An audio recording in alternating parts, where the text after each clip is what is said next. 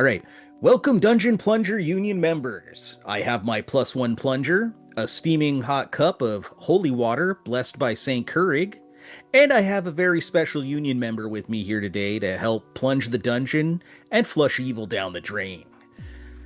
Our guest today is a prolific blogger, the mastermind behind Bat in the Attic Games, and the author of How to Make a Fantasy Sandbox, the Majestic Fantasy Rules, and, if that wasn't enough, the forthcoming Into the Majestic Fantasy Realms, The Northern Marches on Kickstarter.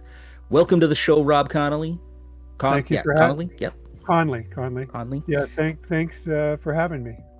It's a pleasure. I'm super stoked. You're kind of a legend in the blogosphere. How about you tell us a little bit about yourself for people who may not know who Rob Conley is? Well, I've been gaming since the late '70s when I was in junior high school, and I never really stopped. Never had a time where I lost my gaming stuff. So I have like shelves full of stuff behind me, both old and new. And then in the early 2000s, I lucked out and got writing professionally.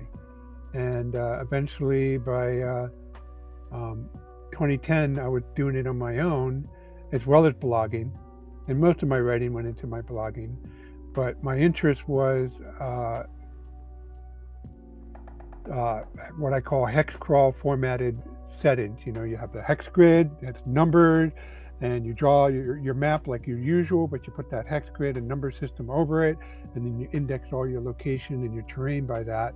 And it's really good format to put a lot of local level detail in a way that's easy to find. And I started with Goodman Games publishing Points of Light with that idea. And then I, through a fortuitous turn of events, I got a Judges Guild license, and so published the Majestic Waterland, which wasn't a hex crawl formatted setting. It was an overview of my Majestic Waterland, my version of the Waterland.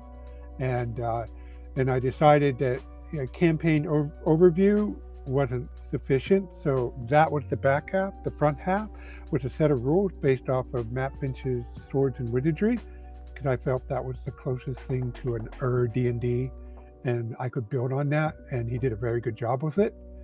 And and basically that was taking some of my notes when I ran it under GURPS and the templates and translated that into Swords and Wizardry's term. And then from there I made Black March, which proved really popular, even though the free download, the print copy was for sale, but the download was free. And to date, it's got over 20,000 downloads. And this is not just click on the website, download that. You have to go and check it out of drive-through. So enough people thought, hey, I like this, and checked it out. And then the print copy, which you do have to pay for, is now platinum, over 1,000 copies sold. I just hit that milestone this year, so that was gratifying to see that so many people were useful. And then I got sidetracked into Judges Guild stuff. Came out with the revised edition got permission to do the revised edition. And then my license sunsetted, and I started working on my own project, the Majestic Fantasy RPG, and then How to Make a Fantasy Sandbox. And now I get to take all the work I did for myself, for my friends, and all the original stuff, and I turned it into the Majestic Fantasy Realm. Basically, this is a slice of it, but this is one part of the map, and later on I'll show you the full map that I got hanging back there, as well as share what I got on my screen. And that's, and I know my blogging is tailed off, but I'm basically turning all that, my thousands of blog posts, into nice, useful books for people to use in their campaign. That's amazing. The map that you just showed, I saw it was classified. Do you actually write on that with a erasable marker type of deal when you're playing the game, or is that just more for preservation? Well, with this one, the referee map is for preservation, but I do have a player's map that I will write on with dry erase. I found that useful when I do face-to-face. So you started talking about your Kickstarter that's coming up called the Majestic Fantasy Realms, the Northern Marches, which is launching May 28th, 2025, which I believe by the time this airs will have just started on Kickstarter. Right, yeah, we're recording this the third week of May, and it will be in launch next week, from our perspective. And for you guys watching this, it will be already launched. Yeah, so I believe this will be airing June 2nd. So tell us a little bit about that, and what was your design goals, and what can we expect from it? Okay, so in a nutshell, and by the way, people, I suggest buying these if you want to preserve your large maps, these artist portfolios. My wife got one of these for me, and it proved way handier than I thought it would be. Maybe I'll be able to get a link so that we can put that in the show notes so people will know where to get one. Well, remind me to Google it after the show, and I will give you the link. So I don't know if you can see this, but this is the 4 maps combined. And this is actually, so Drive Through RPG sells 12-inch by 18-inch poster maps on print on demand. And to be clear, folks, and I know some of you ask about worldwide shipping, and I apologize. I'll explain later the measures. I'm going to try to help you with that, but I'm doing this on print on demand. Now, if we do well, I could do what Kevin Crawford does and have a separate Kickstarter for the offset print runs. And it's my hope that it would get to that point. But for this initial Kickstarter, it will be print on demand. So this is a 12-inch by 18-inch map. And this is a condensed view. And there are red lines dividing the 4. So this is the overview map. And then this is what the full-size map is going to look like. Oh, that's fantastic. So this is the Great Glacier. This is the Wild North. And then you get 2 more maps. And this is Black Marsh. And this is Northport. And this region, folks, is something, this combines a lot of my stuff, but this region is completely new. Black Marsh is already out there, but I added stuff to the west of Black Marsh. And this was originally published as the Wild North in Fight On #3, but I can't use Judges Guild material, so I reworked this whole part here and joined it on top of Black Marsh. And if you notice, there's a corner here that normally is combined into Black Marsh, so there's going to be a 5th map. Even though the book is still going to be organized by 4 maps, there's going to be the 5th map where I combine that corner, so you guys don't have to worry about figuring out how to run your adventures in that corner area. That's fantastic. Those are so beautiful, man. Yeah, so this is my color style. I know I do the black and white hex crawl, but the reason I like the color style is because, where's a really good example? Oh, that would be, nope, not there, here. So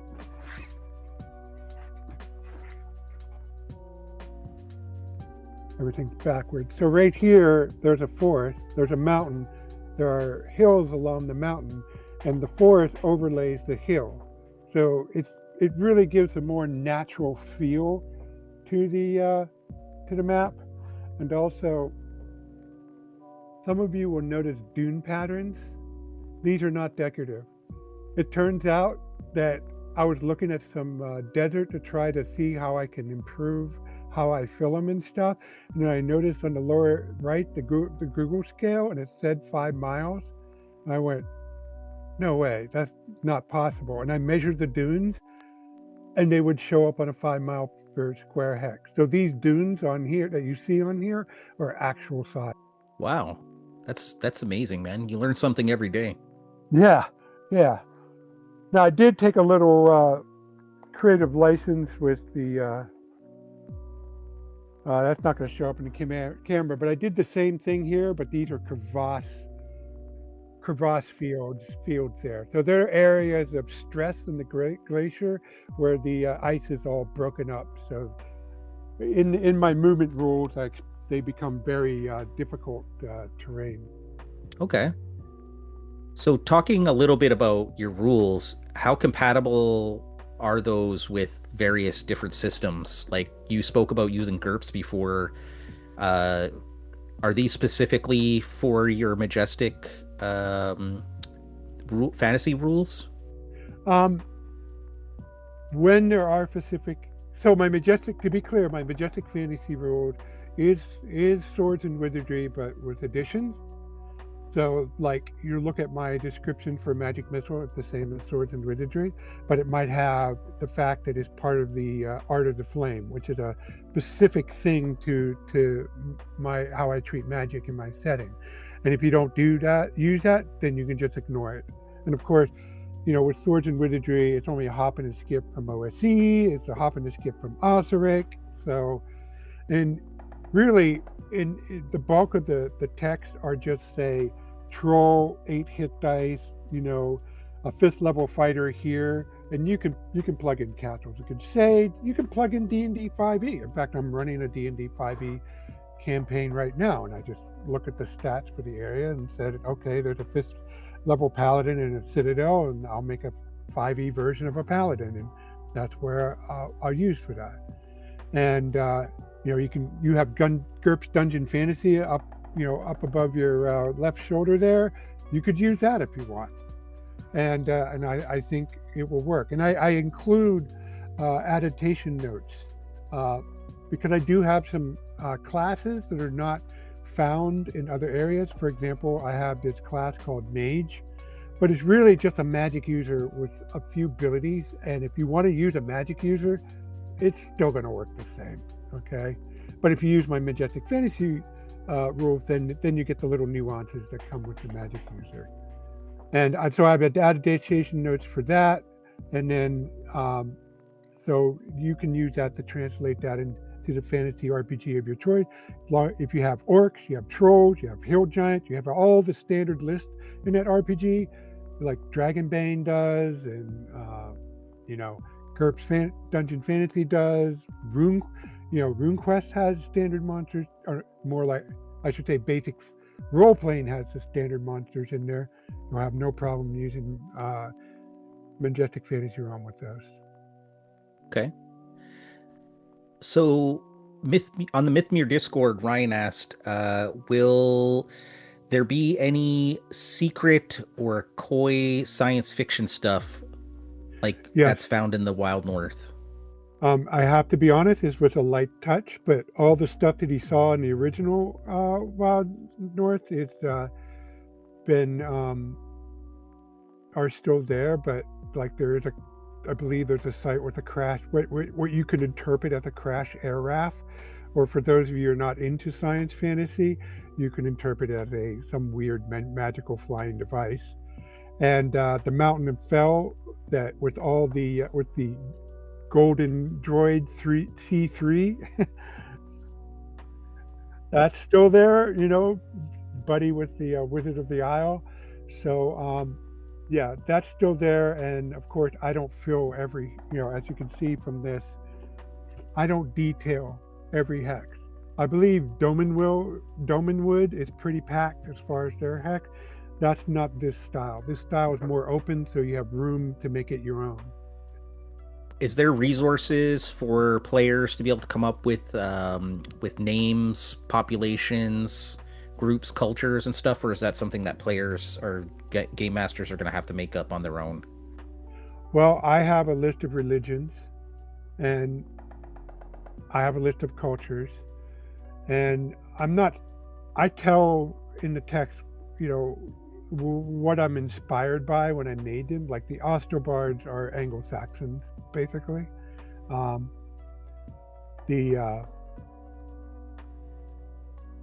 And so that's there for you guys to use. And since I lean so heavily into generic fantasy trope.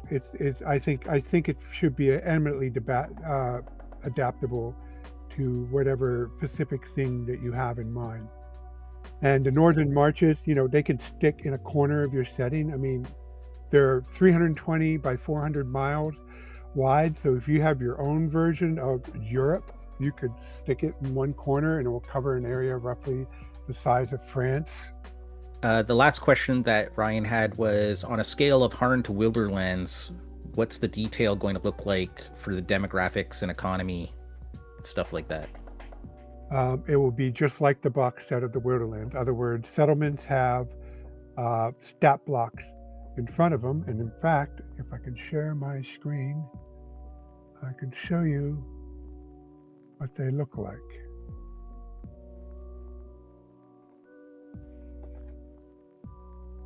All right, let's see how this works out.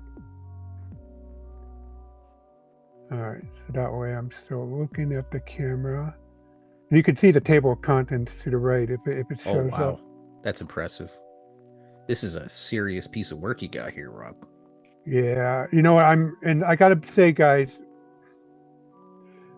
in terms of level detail, my standard or how far I should go is basically the original 1983 Harn. They had two parts. Harn, well, I got it. Well, I'll show you later. But sure. Anyway, that's my my go-to, because I don't want to overwhelm you. There's a lot here, but I'm really trying not to overwhelm you. It's just, I pick a 320 area by 480, and I got to be honest, that's probably going to be the biggest in one product that I will cover. And I'm going to definitely try to do more of what I did with Black Marsh, a letter size area carved out of somewhere interesting in the whole setting. So here's a settlement. It's called Daretop.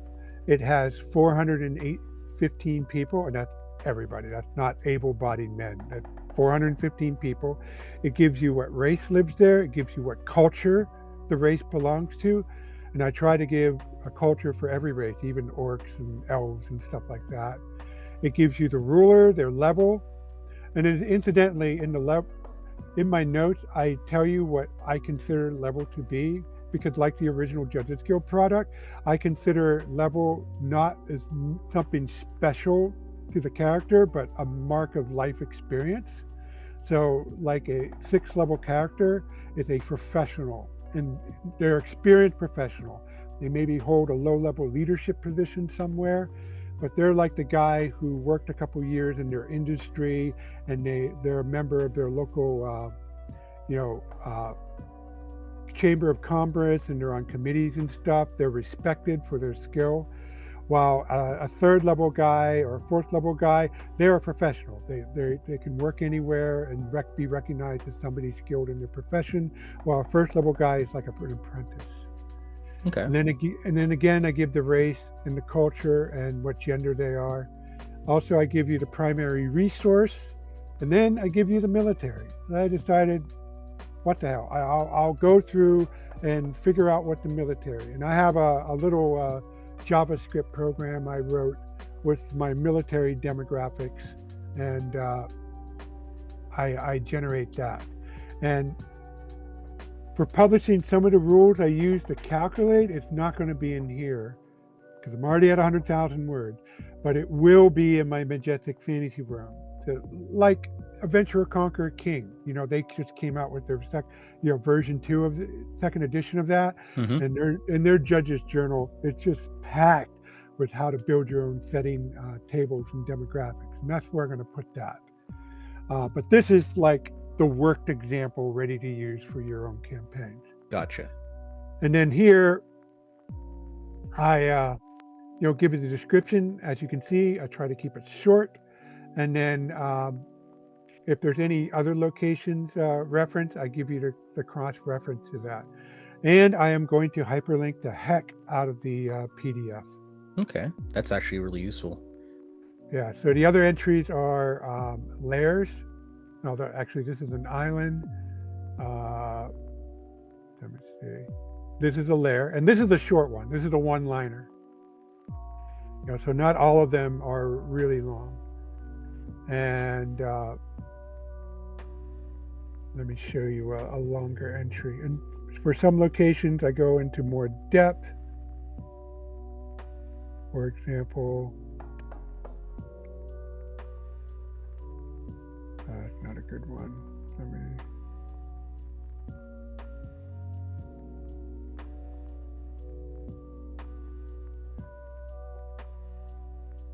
Almost there. Northport. Oh, I thought I had a longer entry here, but yeah, here's a longer one. So here, to give you some adventure ideas, I was inspired to come up with 3 paragraphs for this. This one has 2. This one has 2. So wherever demand, this only has 1. So if I think the information is important and useful, I will expand it. But as you can see, I try to cut myself at 2 or 3 paragraphs, so it's not any overly long. And that's basically what you're getting, guys. And what the other section, now this is much like Black Marsh, but here are the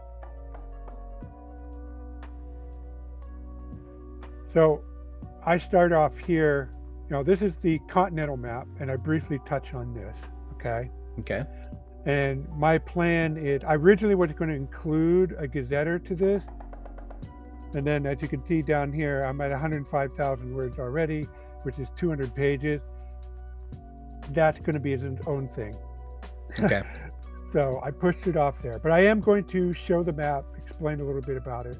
And in here, I touch on the events you absolutely need to know to understand the rest of the material, about the Dawn Wars and how the Abyss was formed. Of course, the mountain that fell, the shattered empire of Viridia comes up, the Bright Empire and its successor state, the Ochre Empire, and the Grand Kingdom, which is important, and then the Norland Vikings give you some dates. So with this, you have everything you need to know to start to understand the rest of the material. And then I go into a brief overview of the 4 regions of the thing. Now, I have 4 maps, but the regions don't evenly divide into the map. So the main regions of geography are the Wild North, which is here, Black Marsh, the Southland, Vasa, and Northport. And this really, because I've never really done this before, I have you get a complete undersea setting with this as well, the Gray Sea. Okay, nice. So there's like a whole world under the waves of the Gray Sea. So, quick question: how would you have your characters explore underneath the sea? Well, you're gonna have to grab your potions of water breathing and your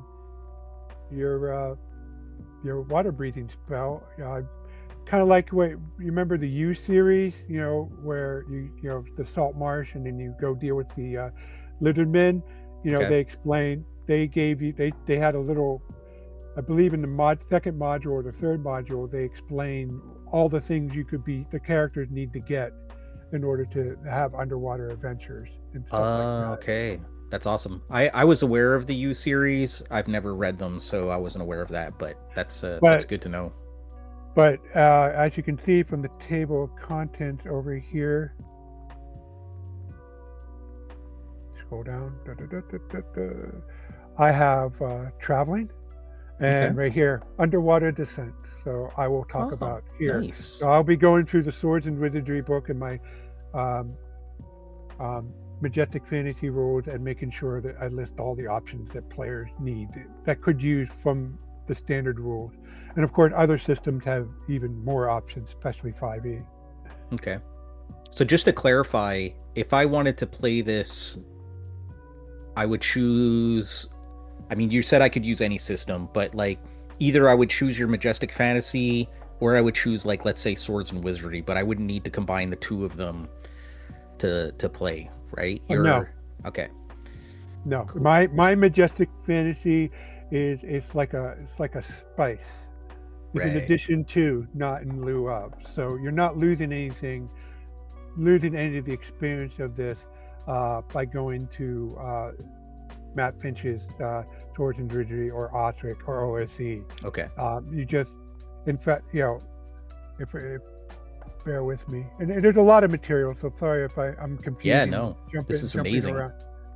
Um, very first thing I talk about assumptions. For those of you who own my previous product, I tell you how they fit in to the larger thing. I explain my money system, which basically it's just a fancy way to say when I give prices, they're always in silver pieces. I explain Viz. You don't have to buy my rulebook to understand what Viz is good for, and it's compatible with any classic D&D or even with 5e. And then right here, let me switch to draft view here. Now here I explain what the levels of experience mean. So if you don't use a level system like basic role playing or GURP, you can figure out what it means in those systems. Okay. And here I use these classes that are in my Majestic Fantasy RPG, but I tell you what they are. Merchant Adventurer. This character is good at haggling another merchant's skill. Treat as a fighter in Swords and Wizardry that focus on merchant activity. Okay. So And so I, ha- RuneQuest, treat as a magic user. I had a quick question since we're talking about classes and whatnot. So a lot of old school games have the assumption that you need to go and collect treasure to level up. And how do you what's your philosophy on like that? Is that your style that you expect the players to be motivated to collect treasure and travel across the the terrain and stuff like that, or are you giving them experience for other stuff? So as you know, the so I got two things that I really like. I really try that really fuels my creative impulses when publishing and sharing stuff. I have the hex crawl formatted setting like this, and the other one is sandbox campaign, where the players drive the direction of the campaign. And in some ways, I I, I believe in a very, I wouldn't say extreme version of it, but I really believe in my job is to bring to world in life. I don't care how you trash my setting. I I just want you to find something. I will work with you to find an interesting place to start out at. That's something you'd be interested. Maybe you want to be members of a thieves guild to start out. Fine, let's do that. Or maybe you all want to be magic users to start out. Fine. Or maybe you just want to really be a standard adventure party and you want to explore the wilderness. So okay, I'll start you out in Castle Westgard and we'll explore the Southland. So whatever you want to do, I'm fine with. And the campaign can turn on a dime after that, can turn into something else. So as a result, I don't believe in I don't use an XP system that rewards any particular kind of behavior because I don't want to put my thumb on the scale as far as that goes. So what I do is I award XP for killing monster, or be more specific, overcoming antagonists. Okay, you don't have to kill them, but in most cases, players wind up doing that. Yep. This is often the easiest way to resolve a situation with an antagonist. But nonetheless, the players really want that. It's traditional, so I have no problem with that. That makes sense to me. The other thing I do is I do a milestone, what I call a milestone award. However, I don't set the goals. The players set the goals. And what I do to get the goals is the players either can tell me or I listen to the table chatter. So if the player's saying, hey, guys, Rob talked about those drows in that canyon in the Forsaken Desert, and I want to take those on. And okay, so do we got what we need in the way of equipment? No, we got to do this. Okay, yeah, that sounds like a good idea. So I put that in my notes, and I look at what they're planning to do, and every step of the way they figure out they progress along that goal. I will award them milestone XP accordingly. And it's actually, I'm going to stop sharing my screen here. And it's actually very old school. And I have proof. I can show my homework. You heard it here, folks. Rob's got the receipts. Yes, I got the receipts on this. I'm a pack rat. I don't have everything I had back in the day, but uh, but I have some pretty old. Now I just gotta search what's not letting the audience hang here. It's all good. Okay, so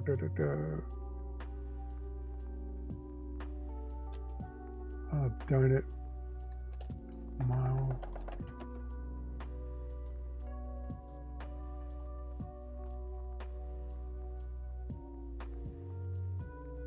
Come on, come on. Ah, there we go. All right, switch over to here. Share my screen. And this is it. So this is a scan of a document that I wrote in 1985. I said, I just got tired of AD&D's XP system. I said, this is what I'm doing. Now, there is a problem with this. The problem is, if you look, I give normal experience for monster, which I do. I don't give any experience for a magic item, which you do in AD&D. None for gold anymore. Then a role-playing experience. So I was a little full of myself back then. I thought the way to go, the height of being an expert tabletop role-playing character is to be an actor and get into your character and do the funny voices. And then a few years later, I realized I was being a bit of a jerk on that. So that's when I changed it to more goal-oriented, whatever goal. My campaign will work for people who just want to come and play a version of themselves with the abilities of the character. And the only thing I insist on is we do first-person role-playing. Like, if you say, hey, Rob, I'm going to go buy a sword in the shop, I will role-play the shopkeeper and look at you, and you'll respond to me accordingly. So, right. So that way, and the ratings are based on the difficulty of the goal. So obviously, taking out the trials of the Forsaken Desert is going to be a pretty major goal. So that's going to get a 5 on this old scale, because right. But making it way across the Redstone Ridge into the desert. Well, that was a challenge, but it's an average challenge. So I give you, milestone based on that. And also I look at what players want to do individually for their characters. So the actual milestone they get is a combination of that and that. And that way, when I do that, the players set the direction of the campaign. So I don't have my thumb on the scale in any particular way. And I admit I get my share of forum debates, and when I try to explain this to people, they look like I have they look at me like I have two heads and push back to me on it. And my go-to example, hey, look, if they come by a river and they see a village of basket weavers, and somehow I paint such a compelling picture of life at the basket weaver, and the rest of the campaign is filled with the characters being, living in this village and dealing with whatever the troubles of basket weavers are, I'm happy to go with that, and I will make it interesting and adventurous. Not sure how I'd do that at this point, but I'll figure out a way. So I just wanted to go back to something that you had said earlier about an air raft, which to me kind of highlights Traveler, and I know that's something that you've talked about on your blog. So is this fantasy realm running in parallel to like a Traveler campaign that you have? I take the 5th. Fair enough. I will. No, I made it flexible. Okay. I'll tell you guys, when I run it, I run it straight fantasy. Okay. But if you wanted to run Traveler, I am. So when I designed Black Marsh, I didn't copy Black Marsh more because that's not cool. But I wanted to invoke its spirit. Right. So I left room for that science fantasy element. So if, there should be room for it. Now, I admit in the area like Northport, which is a feudal realm that's somewhat settled, you might not find room for it, but certainly there's room for it in the Wild North. Definitely room for it in Black Marsh, and there's room for it in the Southland, and there's even in Northport there are plenty of open hexes for you to insert that stuff. One of the things to me that really stuck out is that, you've really made your name as a cartographer for like a lot of different companies. So you've done, like you said before, you were working for Goodman, you did the Wilderlands of High Fantasy with Necromancer, you worked with Autark. Well, I did not do the. Oh, correction. I did the text for some of the maps, map 1, 2, and half of 12, but I actually did not do the map.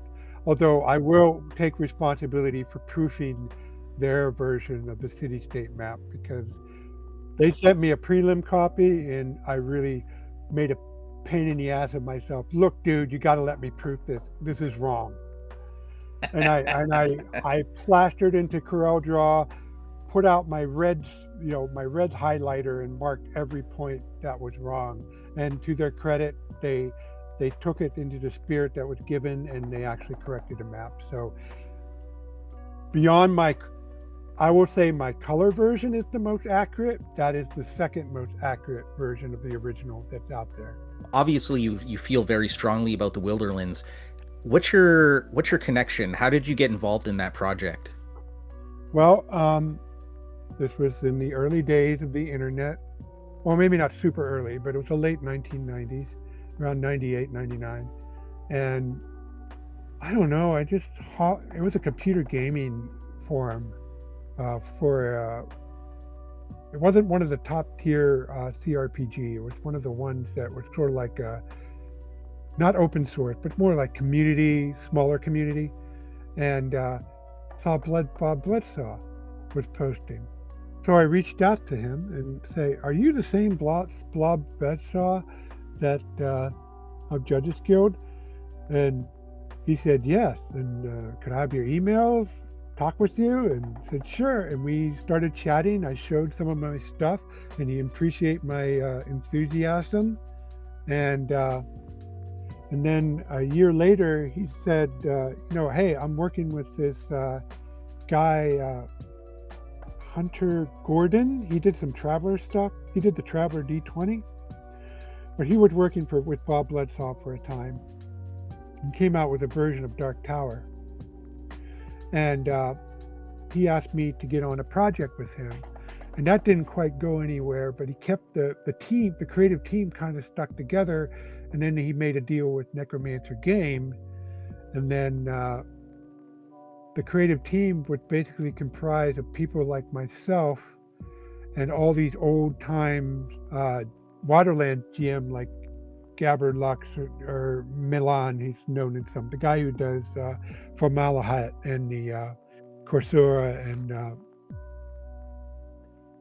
I can't pronounce that name. The chateau, the really well done, his own really well done take on Tego Manor.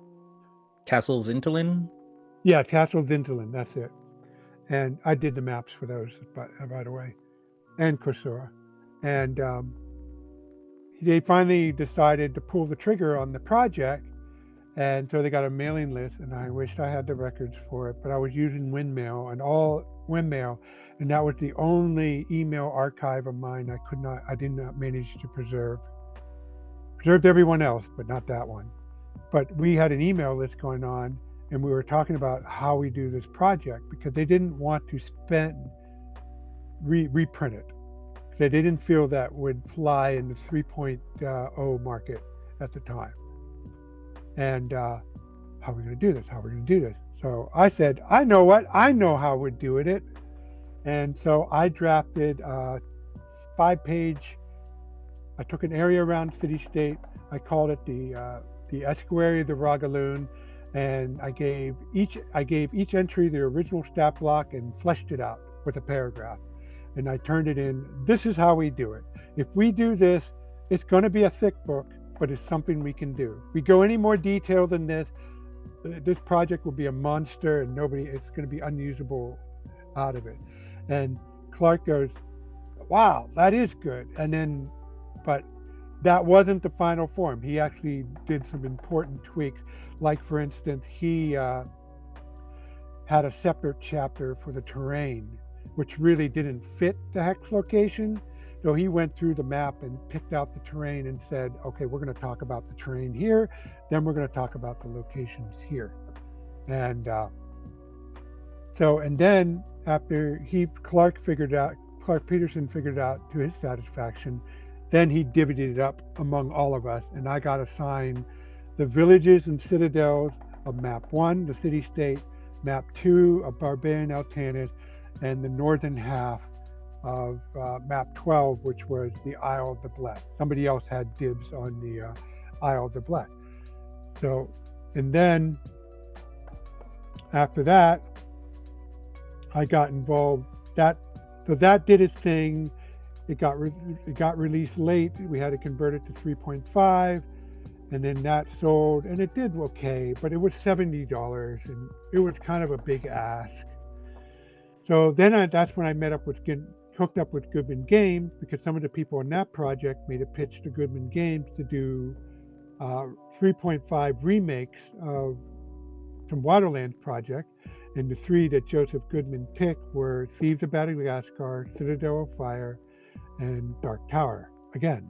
And so I got handed the assignment to do Thieves of Madagascar. And so that was my first independent writing project. And the original Thieves was pretty bare bones. So I decided I was going to treat it at face value, and I wasn't going to make my own module, but I was going to explain how this interesting situation came to be. And it was a challenge because it was a lot packed in. It was only 5 levels, and there was like dragons and whole factions, and then there was a thief city on top of it all that didn't control anything, and some of them were antagonists to each other. And you know what? I think I made it work. And I got some good reviews, so I guess I made it work. And the funny fact is, I was listening to Stephen Colbert one time, and he was explaining his love of role-playing, and he mentioned his favorite module was Thieves in Madagascar. So I made it. There's actually an entry in there that's actually meant to be Stephen Colbert inside, in his persona, in his right-wing commentator persona inside the module. So, and then, but I was still involved with Citadel of Fire and Dark Tower because I did the layout and I did the maps for all 3. So those projects were released, and they sold well, but it wasn't great. So Goodman Games ended at 3. And then I went to Joseph Goodman and I said, I have this idea. I want to do something like the Waterland box set, but in a more approachable format. I want to do a letter-size map. I can do 4 in about a 64 to 96 page product, and they will get 4 complete settings. What do you think? And he looked at my example and he said, sure. And I did Southland as an example, which was my own take on the wilderness survival map, or the outdoor survival map. So this was the Points of Light book. Yes, this is Points of Light. And at the same time, I thought, okay, I really want to get all the stuff I did in Majestic Waterlands out. But obviously I didn't own the IP rights to it. And even though I was... So I just wanted to stop you for 2 seconds. How did you get connected with Goodman Games from Necromancer Games?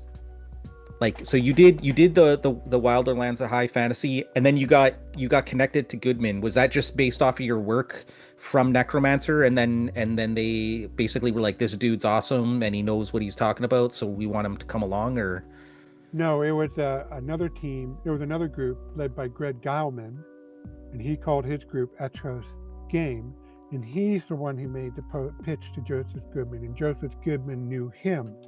he actually had a module. He had one of the last Judges.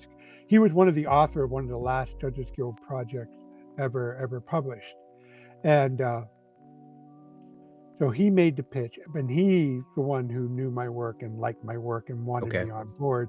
And he especially wanted me on board after he knew I could do layout and maps and cartography. Right. And so through that, Joseph got to know me. So I was in a position to pitch it to Joseph Goodman later, around 2008. I pitched it to him, and Joseph said yes. So I did that, and so I didn't have a license to the Judges Guild IP. So I took all my stuff and I sketched a very rough outline of a setting that I called the Land of Adventure. Exciting name, right? But I called it Land of Adventure. And my intent was, you know what, instead of going top down, I'm going to kind of build it not quite bottom up, but I'm going to expand middle up and outwards, or up and down. Okay. And so I knew where things were in relationship. I knew where the Bright Empire was, and I knew where the Grand Kingdom was, and all that stuff, roughly, but there were blobs on a map, enough so I can stay consistent. And then in Points of Light, I deliberately design it as the backstory on the Majestic Fantasy Realm, because each of the three settings were set in different time periods. The Southland in the present, the Wildland after the fall of the Bright Empire during the Dark Ages, and then the Borderlands during the time of the it would be equivalent to the Roman the crisis of the 3rd century, when there were civil wars going on in the Roman Empire.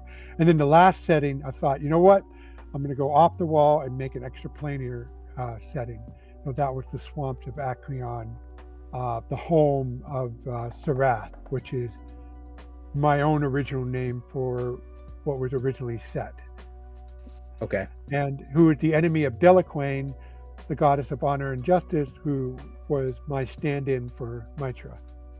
And so from there, I was going to build out. And I did get to build a little bit in my second project, was Across the Sunrise Sea, but that was set a little bit later in the timeline from Southland, and that represented the exploration of the New World. And instead of having American Indian analog, I decided to make all the cultures their Bronze Age levels. So one of them had like equivalent to a Greek Mycenae level, and another one was kind of Aztec feeling, but it was really more to evoke the Assyrians of the Bronze Age, very warlike culture, but consistent with the rest. Then again, they sold, but not that great enough to continue the series. So then I worked on City State of the Sea Kings. Bob Bledsaw. By that time, Bob Bledsaw Sr. passed away, and a gentleman named Chris Bernhardt had this idea for a project he called City State of the Sea Kings, which detailed the Isle of the Blessed. So there, I made they wanted me to do the map of the island. And so they wanted to do the map of the entire island in one fell swoop.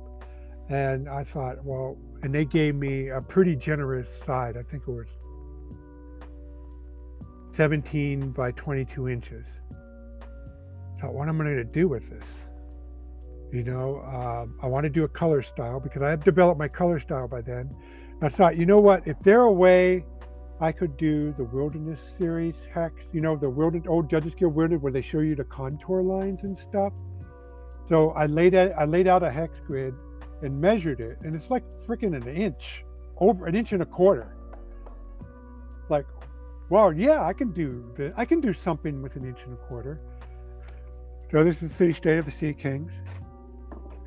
Wow, I did not do the. I'm sorry. That's a big book, man. Oh yeah. Wow. Big book. I didn't have to lay it out. So they hired me for the map. So I did not do the city map that Okay. he had already done, but this Oh, is that's the awesome. map.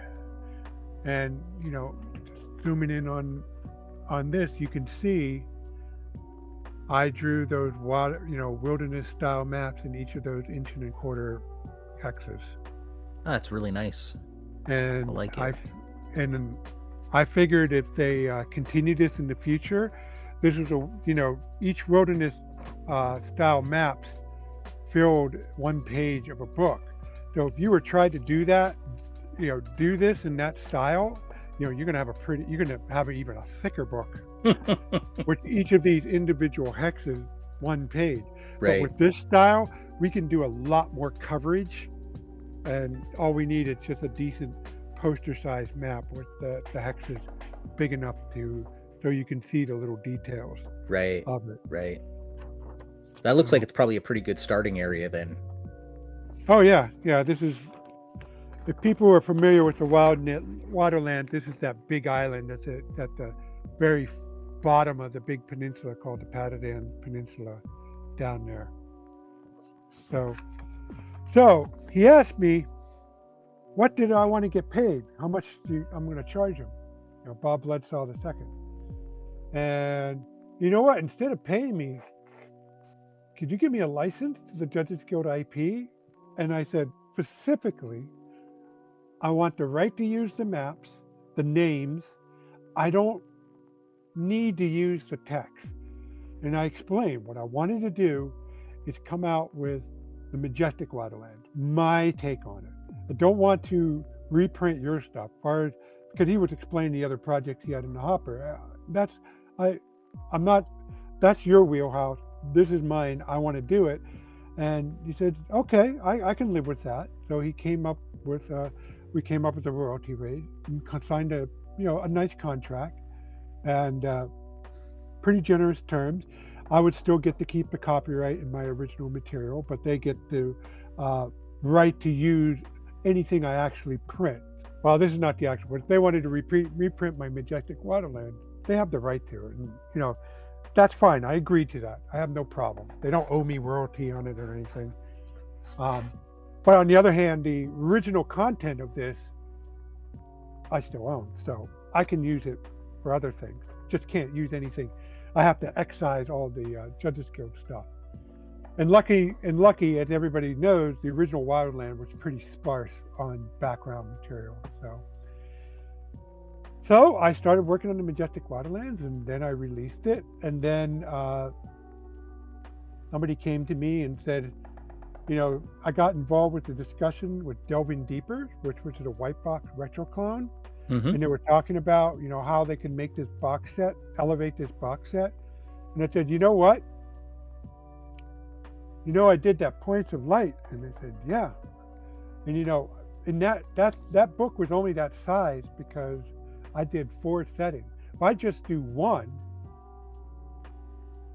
does it work if it's 24 pages digest? Oh yeah, we can fit a 24-page digest set book size book there. And so, okay, I got this Black Marsh map that I made 6 months ago because James Mishler figured out that Dave Aronson probably flipped the map of Holland over, rotated it, and drew the Blackmore map, traced out the Blackmore map, and that was his Blackmore map. And I thought, hey, I can do the same thing. I didn't use the exact map he did because I think they know which one they use now, but at the time we didn't know what it is. So I found one, flipped it over, and with computers you can just trace it over. Mm-hmm. So that's how I made the map, but I didn't have any content. And once they said yeah, I fleshed it out, and I even made a blog post about it. It took me 60 days to do it, from start to actual being able to publish it. And so I decided to put that in the same world as my Points of Light, and that was just to the north of Southland. So if you own my Points of Light, you own Black Marsh, you can put them together and have an expanded setting. And then slightly later, for the hell of it, I made a map that combined my Wild North with Black Marsh with Southland and add a little bit more territory to the east and west and release that for people. But I didn't flesh it out. So that's where things sat. Then I got involved with the city-state Kickstarter.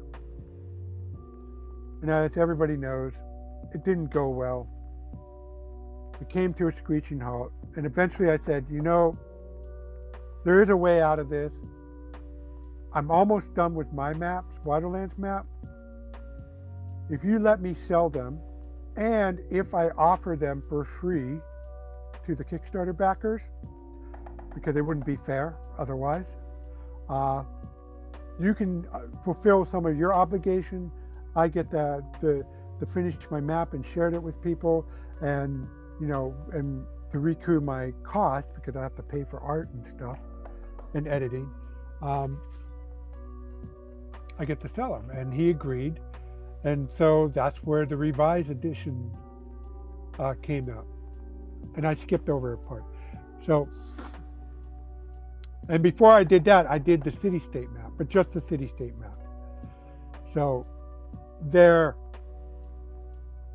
was already kind of in the works before, because when they're going to do the city-state guidebook, they wanted a map for it. So they talked to me about it, and I showed them what I could do, and they said, go ahead and do it. And so I did it and completed that, and that was the first thing. That was the test run. And that was only the poster map. That's this guy right here. Oh, wow. That's beautiful, man. And it's even though it's color, I did not alter a thing from the original. The only thing that I could say that I placed individual trees instead of using that tree fill. I could have used that tree fill, but I did it this way. But the contours, the outline of that area is the same as the original. Let me ask you a question. I always felt like the streets on those maps, like the city itself is very square. Do you feel like that's an accurate, are there cities that are built like that? Or was this just a thing of the time of an artifact of him creating that map to begin with? I would say it depends.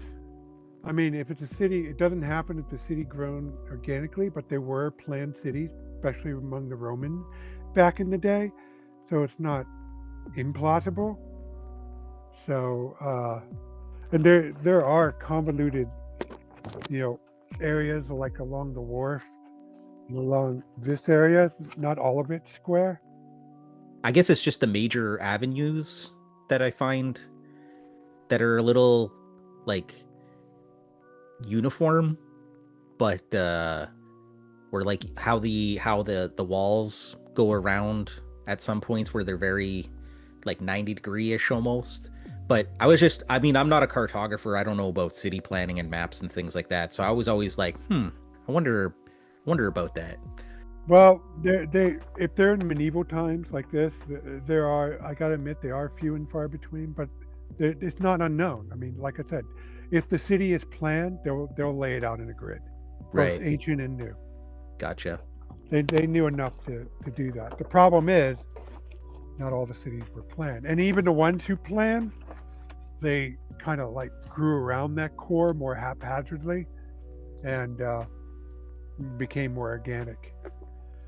So this was the first, and then I did the Wilderlands map, the color version, and then but I asked him, but I can't just sell the maps with these. Can I do the guidebook? And he gave me permission to do the guidebook. He liked the first, so he gave me permission to do a little bit more by sharing some of the content, because in the Fantastic Waterlands Beyond, there were reference to the Judges Guild poison rules. So I said, can I reprint the poison rules? And plus there were monsters in there that didn't have OGL equivalents, so I had to make up my own variants of it. And so I included some monsters in there as well. And then in Magic Realm, there was a little bit more. And then in the last book, Fantastic Reaches, I kind of included some of that demographic book, that information that was in the original, in the first one, but now it's in the last one of mine. And in that one, I had a map summary that was my own writing where I kind of like summarized the map, but I didn't try to make a detailed background. Like I pointed out, like if you look at the original in the southern half where the big Gainor highlands are and stuff, there's a lot of dwarven cities in that highland plateau. I'm not sure if it's intentional or not because nobody ever back in the day wrote about it, but I'm sure whoever did that typed up was thinking Dwarven Kingdom there. So I note that and I said Dwarven Kingdom of Kynar in there. So I added the map summaries myself. And but aside from that, my goal was to nicely lay out the original for a new generation. What would be some like basic principles that a GM would want to know if they wanted to run a sandbox? Like, so for example, let's say I picked up Black Marsh and I wanted to run that. What would be the next steps that you would suggest that I would take? The biggest single cause of failure for Sandbox campaign, and I read forums and people when they write about it. I don't always hop in and talk about it, but I read them. And some of them say it didn't work out for me. And the common pattern is the players start out, they don't know what to do. They're like, okay, what do we do? So the most important part at the beginning is to establish what I call an initial contact. And the way you do it, the best way I found doing it is you take Black Marsh, you lay the map, maybe not with the layers on it, but you lay out the basic map and you say, okay, here are the Osterbard and it's like this. And here is Castle Blackmar, here's like this. Here is an outpost of the Grand Kingdom and this is what it's like. Here are where the Black Marsh Ranger and here is what that's like. So those are 4 good starting areas for the Black Marsh region. And then you would say, which one sounds interesting to you? And they say, oh, well, we like to do this, and we like to do that. And you listen to them and you talk back and forth. And it turns out they like the idea of being kind of like a Middle Earth fellowship with rangers and druids and stuff. And he said, you know what? Castle Blackmarsh, or not Castle, Castle Black Oak with the Black Marsh Ranger, that sounds like the starting point. And so how did that sound to you? And everybody goes, okay, let's do that. So there, you have everybody make their character. You look at their character background. You look at what it says about Castle Black Oak and the Black Marsh Ranger. You look at the surrounding area, and you come up with a couple rumors and a couple things that they could be doing. You could decide that they're freelance adventurers looking to get into the Black Marsh Ranger, so they have to prove themselves. Or you could say that they're already members of the first level novices within the Black Marsh Ranger. So you're going to have a more mission-oriented campaign at the start. But what you're doing is establishing initial contact, and then you give each player, you ask each player what they want to do for their character, and you give them 2 or 3 things that they can look for their character. And from that, you can start your campaign. And then they got some choices to make. And you're not writing plot lines. You're writing the initial situation, what it is at the start of the plan. You may have some plans, your NPCs, like there's a Goblin King on the warpath near Castle Blackguard. So you might, figure out what the plan of that Goblin King is going to be. But after so once play commences, you run your session, you role play it out, they do some things, and at the end of the session, you look at what they did, and you say, okay, what's changed? And now you change your notes, and you prepare, and they're going to tell you, you're going to know where they're going to go next. They're not going to be a big secret. They're going to say, hey, we're going to go into the Pendar Mountain. So now you work on the Pendar Mountains for the next session. I got some layers in there, but you're going to need to flesh things out and add your own stuff, your own dungeon. So they go to the Pendar Mountains. They spend the next 3 or 4 sessions there. They're keeping notes. And by that time that's done, that's going to give you more ideas. They're going to have more ideas to go to different areas. And sometimes they're going to unexpectedly change their mind and said, you know what, we don't like, okay, hunting goblins and trolls, and we don't like this. You know, this whole thing that's in the Black Marshes with their ancient magical, ruins of stuff left over from the Bright Empire sounds more interesting. Okay. So they decide to do that, and then you might say, hey, can you give me a week to prepare for that? I wasn't really expecting that. So they give you a week, and then you're raring to go with that. But at every turn, you're letting the players drive the direction of the campaign. You play the world as it comes to life. Mainly, the world's going to come to life through how you role play your NPCs. Okay. So just going back where you were talking about the characters making a background, how much of a background and what kind of points do you think are important for the players to put in their backgrounds? Because I think we've all heard horror stories of the like 500-page background character, and especially, some would argue in a game like Swords and Wizardry, character death is pretty brutal. So what's your suggestions on that? I would be a paragraph or two at most to highlighting. I would do a paragraph or two on what everybody knows. Okay, this is for the entire group. And basically, for the scenario that I just described, the initial contact, it would be all about the Black Marsh Ranger and what went on with them recently. So, paragraph 1, who are the Black Marsh Rangers? What are their goals? Maybe they swear an oath, so give that oath so they have a sense of what they're about. Paragraph 2, what happened recently with the Black Marsh Rangers? You're done with that. Players, same deal. Paragraph 1, just about where they come from, who they are.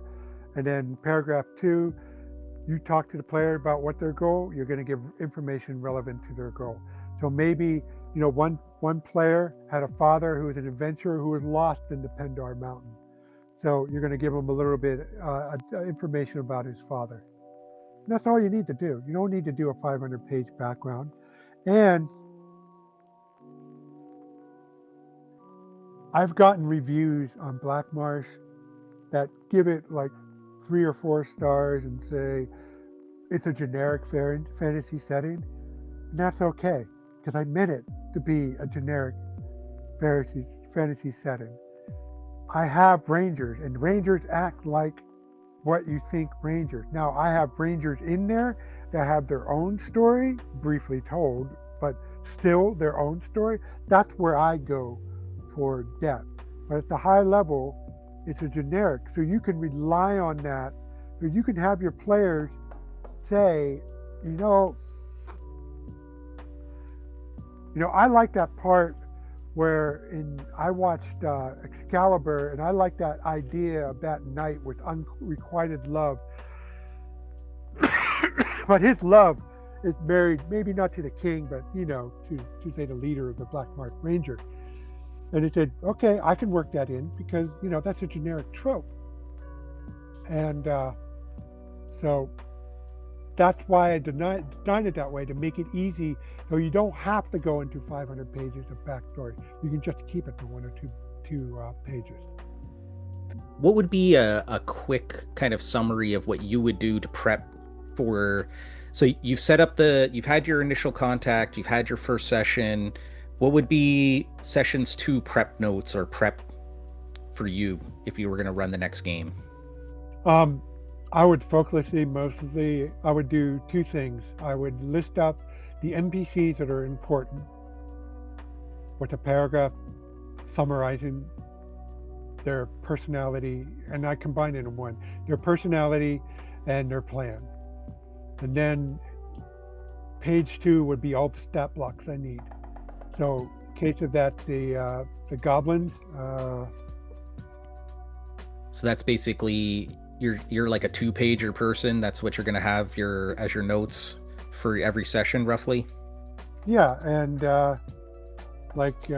here I have a cultist stat card I made for one session, because evidently there was a bunch of cultists, and I will remember what the cultists are about, because I defined the religion and stuff like that. So, but for example, so just to give you guys perspective, that's the thickness of my original Black Martian digest form. And that's why they can include it in Delving Deepers. Oh, okay. Actually, it's a band of brigands.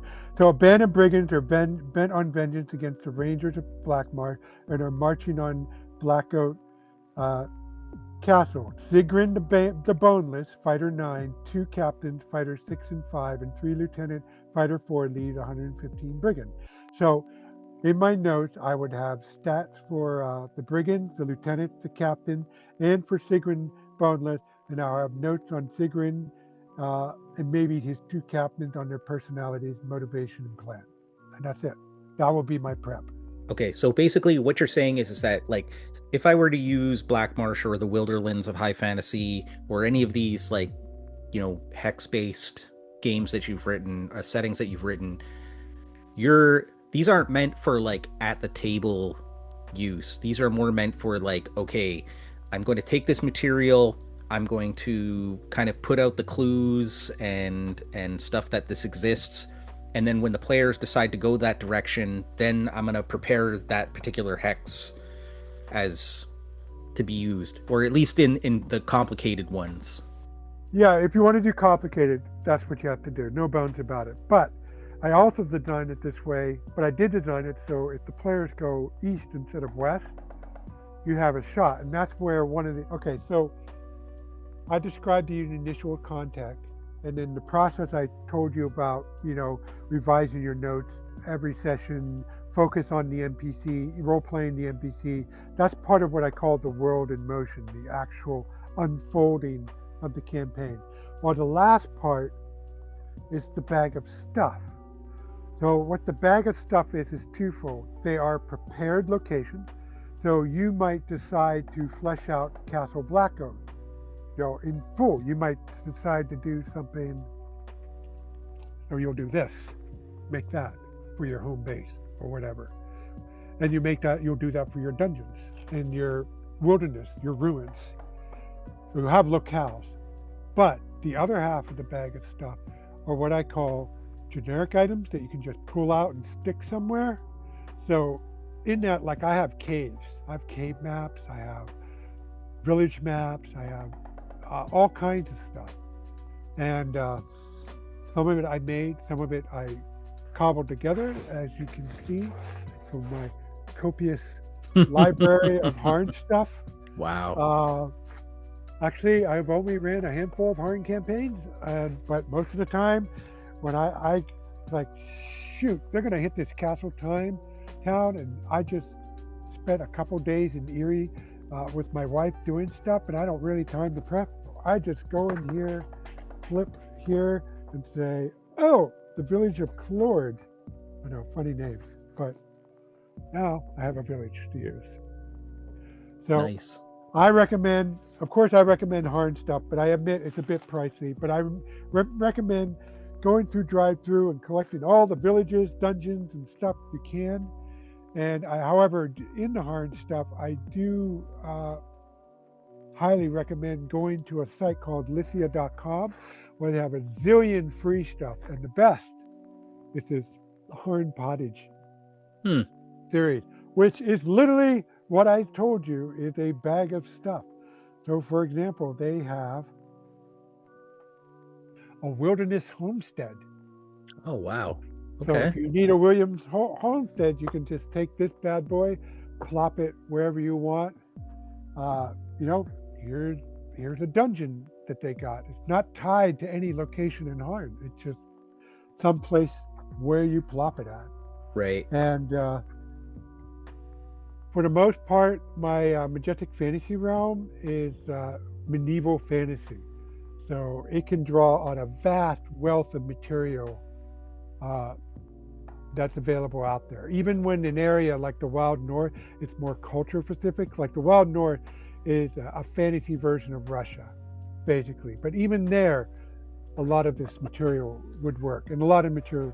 So, so that's the key. And with your bag of stuff and all that generic material, if they go east instead of west, you can buy yourself, and with the hex crawl formatted setting, you can go, well, they're going to be here. I can just look up what they're, wing it for 3 hours of the session, and then spend the next week typing up, getting all those last bits of details to make it really come alive. Okay. So it does double duty, if that makes sense. Yep. So, and well, one more thing. Yep.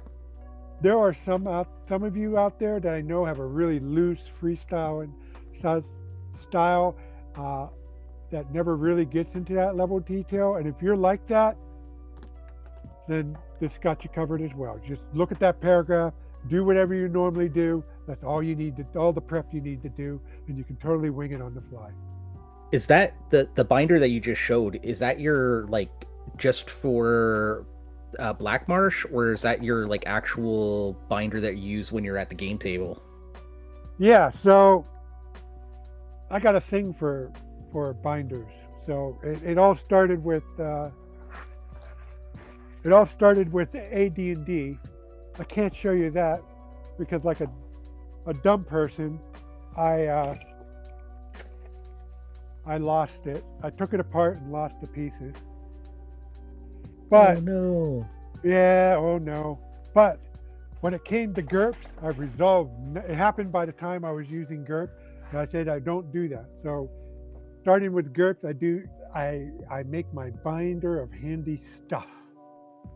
So I have, most of this is reference materials, combat charts and stuff like that. But I did this, and then when GURPS 4th edition came out, I did it for that. And then I discovered these guys, these mini binders, and with their pockets and stuff. So this is what I use now. So, this is what I use for my Majestic Fantasy rules.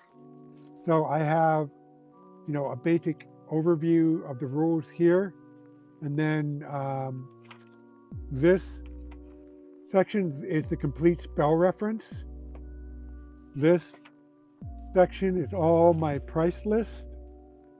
And yes, I'm a geek, medieval geek, so I have a pretty, thanks to Harn, thanks to Chivalry and Sorcery, thanks to, the internet, I have a pretty thorough price list.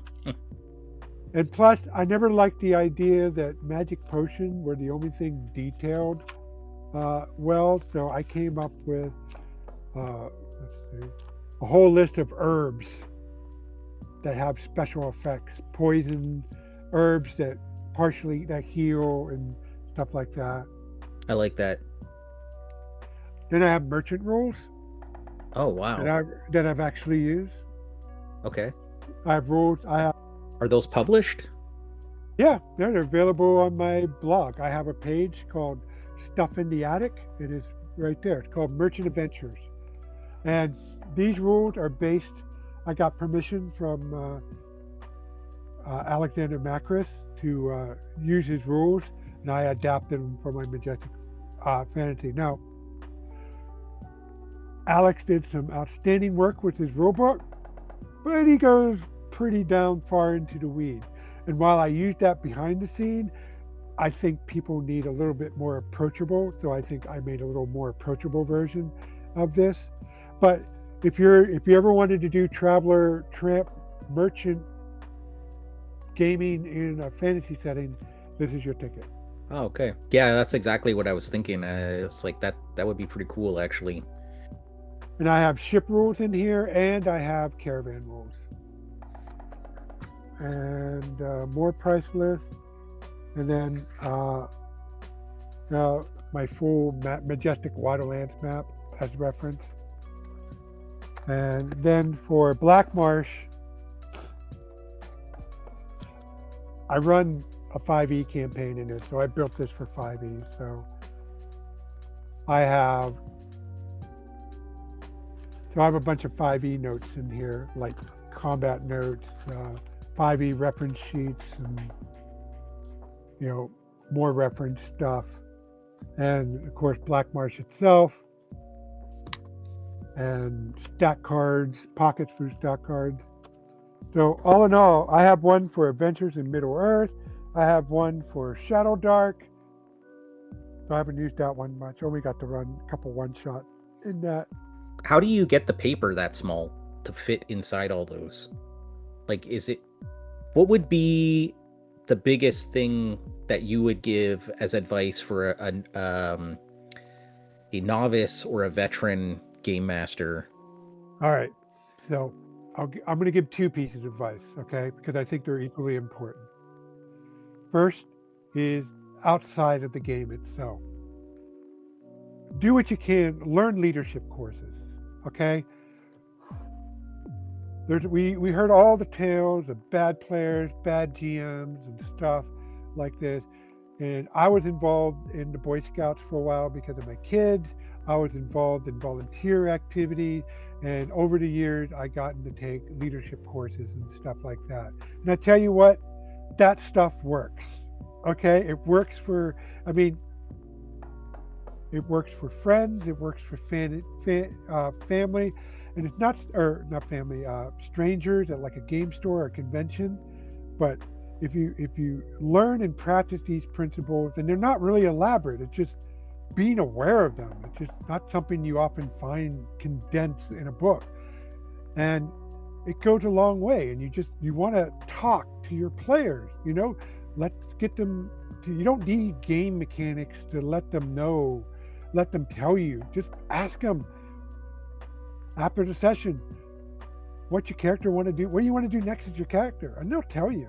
And then listen what your players, especially when they talk among yourselves, especially when they don't think you're listening. And listen, and don't listen at just to come up with things to get them. Listen to the comes up, try to get a complete picture of what they want. And then the other piece of advice is that, yes, you got to prepare locations like dungeons, ruins, and towns. But all your background, all the world building details, none of it means a hill of beans unless it tells you unless it connects in some way to how you role play an NPC. And by NPC, I mean the monsters too. Because that's where the pedal meets the metal.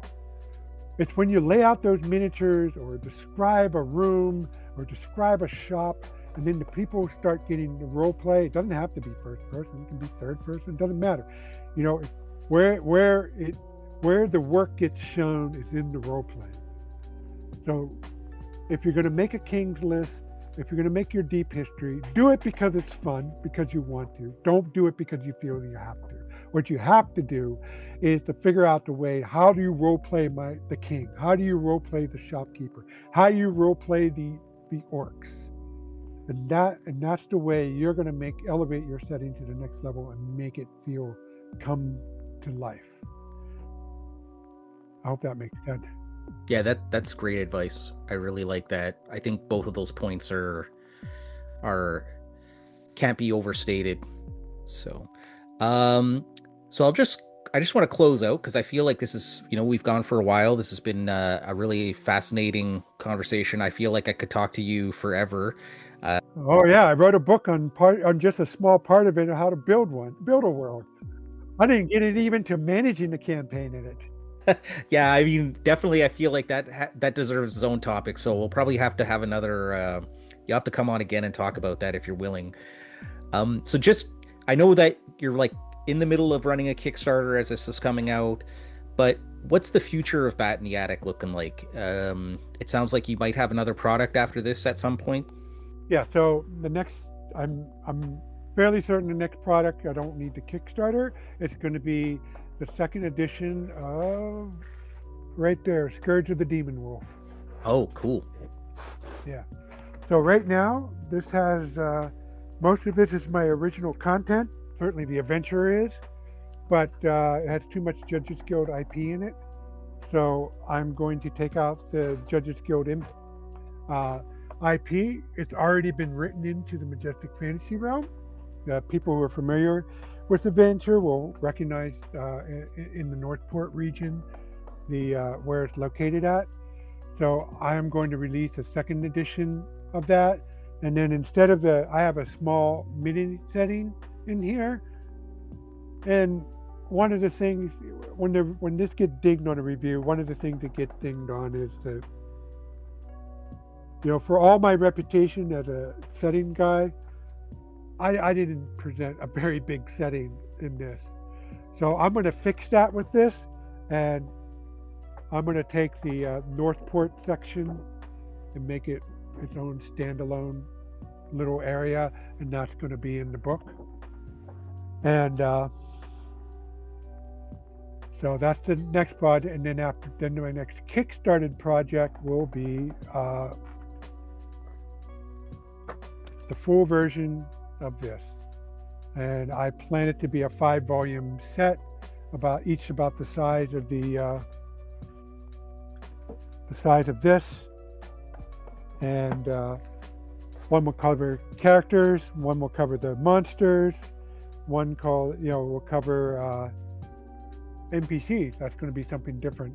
I intend to make the NPCs first class citizens in the system, because my campaigns are just as much about the NPCs being antagonists as it is about the monsters. So they're going to be there, but I'm not going to slight the monsters either. I got some interesting stuff going on there as well. And then there's going to be the referee's guide, where I'm going to put a lot of the campaign management stuff. We're going to put like the merchant adventurers stuff, the magic items, of course, and I think people are going to be really pleased with the result. And the reason it's 5 volumes is I want to keep it digest size. So I think it's a handy format, and I think I'll divide it in a way that it makes sense, that each volume is its own reference that you can use at the table, rather than, I'm not criticizing him for this, but, instead of a big, giant, thick book like this, so there's one more thing, and this is important. My plan is to release the entire contents of the Majestic Fantasy Realm and the maps that support it as under the Creative Commons license.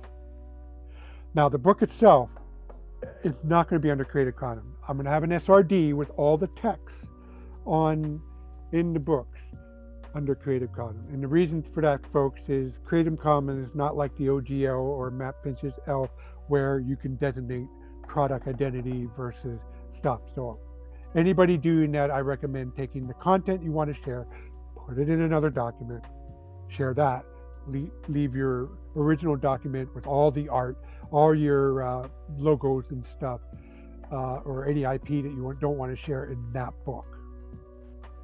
So you'll be able to make the world your own, literally. And if you want to share it, go ahead. And don't worry about stomping on my stuff. I'll do my thing, and I'll give shout out to people who come up with their own stuff if they want. But I think I should give back to the community give to the community the same opportunity I was given. That's fantastic. I really like that. This is why you're good people, Rob. Thank you. Back to Kickstarter. Let's help Rob get this out there, and then you can make it your own as well. Wow, and you can see me when you back the Kickstarter, you'll be able to see me what I look like in the woods. This is true. I've seen the video. Rob is a handsome-looking man. What would you call that? A tam that you're wearing? It's a tam. It's not a beret. It's a tam. Yeah, I was like, I'm pretty sure it's not a beret. Do not say it's a beret. Rob is probably going to ninja kick me if I called it a beret. I was pretty sure it was a tam. No, I'll just inflict my Scottish accent. To me, you'll have to hear me do a Highland bear. Nice. All right. Well, I think that's a great point to leave this off. So thanks again, Rob, for coming on and talking to us and telling us about, the Kickstarter and how to run a sandbox. And I definitely would like to delve deeper on that with you at some point in the future. Forward to coming back. Till next time, plungers up, baby.